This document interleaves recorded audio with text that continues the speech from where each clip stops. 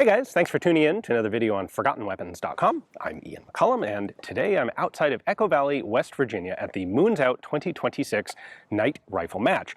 I was able to shoot this match twice using different equipment both times, and I wanted to do a run with a thermal scope.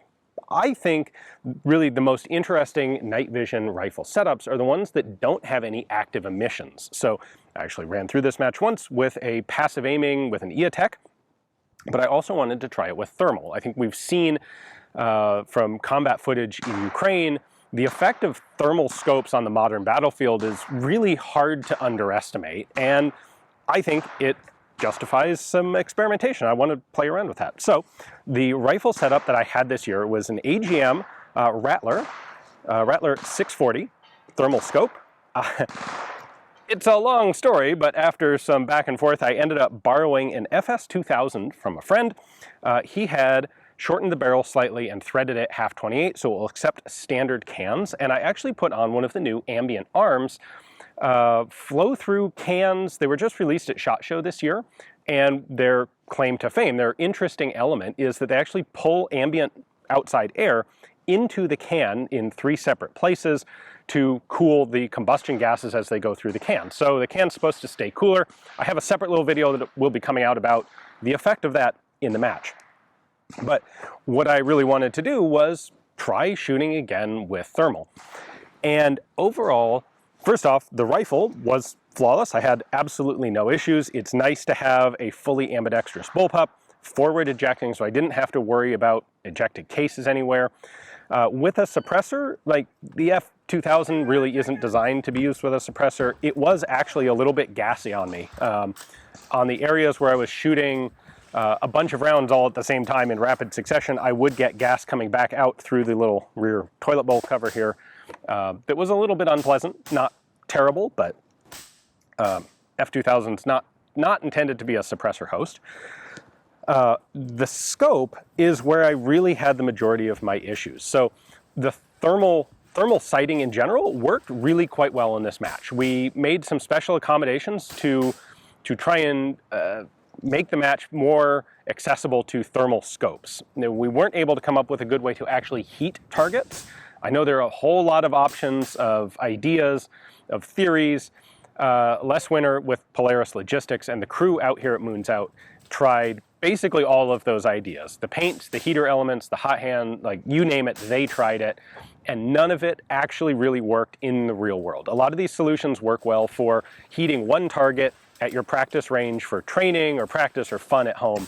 But when you have 10 stages of match and 150 shooters over the course of 2 nights, you know, the idea of having a car battery hooked up to every single target to heat it is just wildly impractical.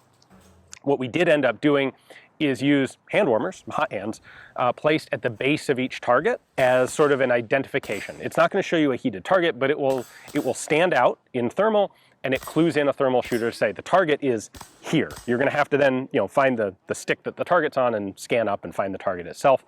But that really wasn't a problem for me. And during the night, like, we were shooting in some pretty bad night shooting conditions. We had a lot of haze, we had a lot of fog, we had intermittent rain through the whole match.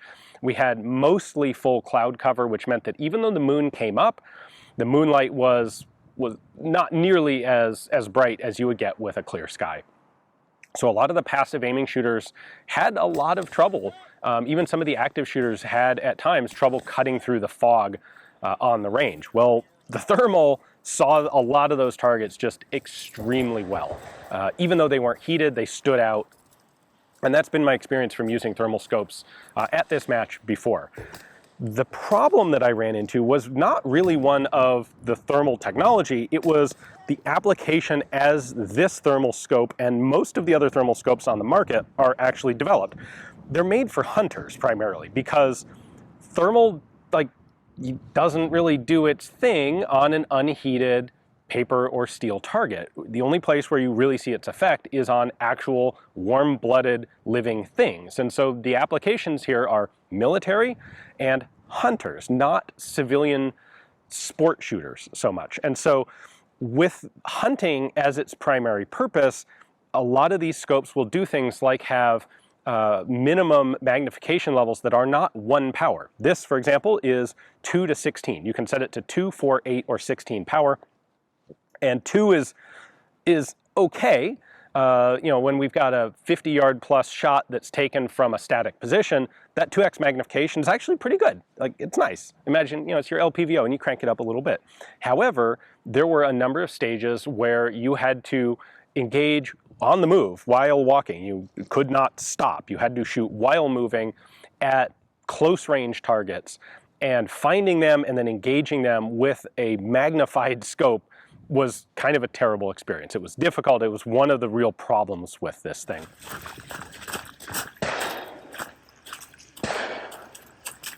Come out of the bay.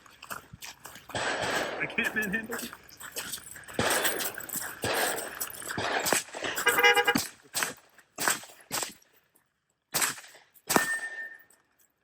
There you go.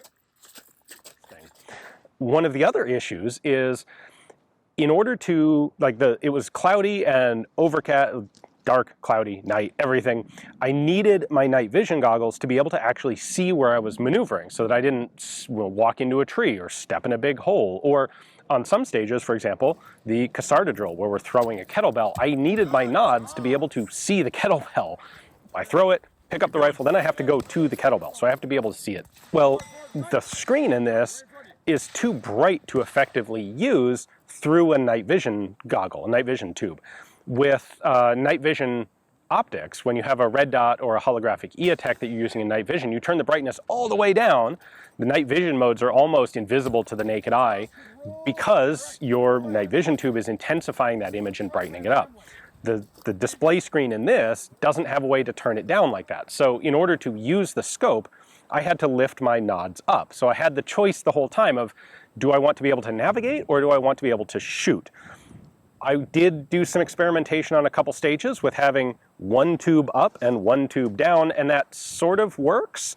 Just the physical geometry of this setup between the scope and the rifle and the mount for the nods makes that possible but very awkward. So some of the stages, like the shoot house at the end, I did do that, and those tended to be very slow stages. It was not a good dynamic setup. So I am definitely interested in continuing to experiment with thermal scopes. I think next year at Moons Out 2027, I am going to do another thermal run, but I'm going to be looking for a scope that has more tactical application than these hunting intended scopes. So I want something that's going to have a 1 power magnification option.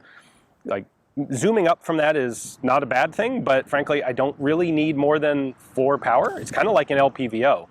And on the digital thermal scopes, when you zoom in, the magnification isn't really magnification. It's all the same amount of data, just the pixels get bigger. So by 16x, it's a really grainy, not particularly useful image. So I want one that'll do 1 power. Magnification, cool if it does it, but I don't even really need magnification. I want a screen that can be tuned down so that I can shoot it like a passive red dot or EATech through a night vision tube so that I can have navigation and shooting accessible at the same time.